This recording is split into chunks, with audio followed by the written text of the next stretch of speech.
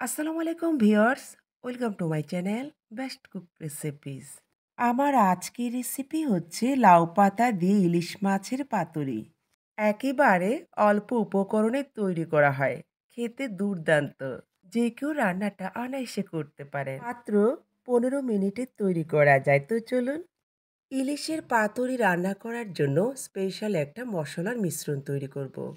এখানে নিয়েছি হলুদ সরিষা 1 টেবিল চামচ। আপনারা চাইলে কালো সরিষাও দিতে পারেন। 6-7টি কাঁচা মরিচ, 5-6টি শুকনো মরিচ, 1 চা-চামচ গোলমরিচ, একটি পেঁয়াজ, এগুলো বেটে নিচ্ছি। এদিকে গাছ থেকে পেরে এনেছি লাউ পাতা। পাতাটাকে কিছুক্ষণ পানিতে ভিজিয়ে রাখবো, তাতে করে পাতাটা নরম হয়ে যাবে।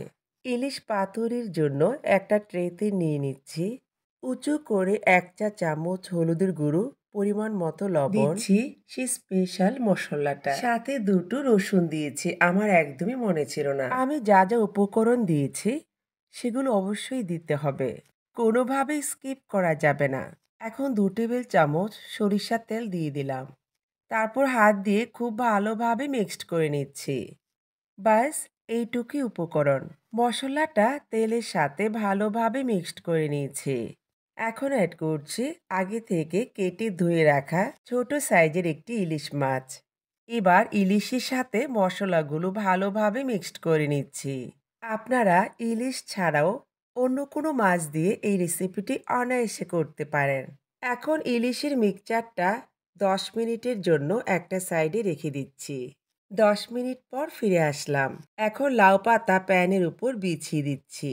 চাইলে আপনারা কুমড়ো পাতা দিয়ে রেসিপিটি করতে পারেন। প্রথমে লাউ পাতার উপর কিছুটা মশলার মিশ্রণ দিয়ে দিচ্ছি। তারপর এক এক করে ইলিশ মাছগুলো দিয়ে দিচ্ছি। মাছের উপর আবারও মশলার মিশ্রণ দিয়ে দিচ্ছি। এবার আমি এক এক করে সবগুলো মাছের উপর কাঁচামরিচ দিয়ে দিচ্ছি, তাতে করে ফ্লেভারটা আরও দারুণ আসবে। এরপর লাউ পাতাটা ভালোভাবে মুড়িয়ে নিচ্ছি। কোথাও যেন ফাঁকা না থাকে সেটা খেয়াল রাখতে হবে। চাইলে আপনারা সুতো দিয়েও বেঁধে নিতে পারেন। আমি আবারও আরেকটি লাউ পাতা দিয়ে দিলাম। এর উপর আবারও আরেকটি লাউ পাতা দিয়ে দিলাম। এখন প্যানটাকে চুলোতে বসিয়ে দিয়েছি। 5 মিনিট হাইটে জাল করে এরপর চুলোর আঁচটাকে কমিয়ে দেব। কিছুক্ষণ পর ঢাকনাটাকে তুলে নিচ্ছি। এবার মাছের চারপাশে অল্প পরিমাণে পানি অ্যাড করছি। এই ধরেন 2 টেবিল চামচের মতো হবে। কিছুক্ষণ জাল করে নিয়ে ঢাকনাটাকে তুলে নিচ্ছি। এবার আমি 2টো খুন্তির সাহায্যে মাছটাকে উল্টিয়ে দিচ্ছি। এক পিঠ হয়ে গেছে। এবার 2 টেবিল চামচ সরিষার তেল অ্যাড করছি। এরপর ঢেকে দিচ্ছি।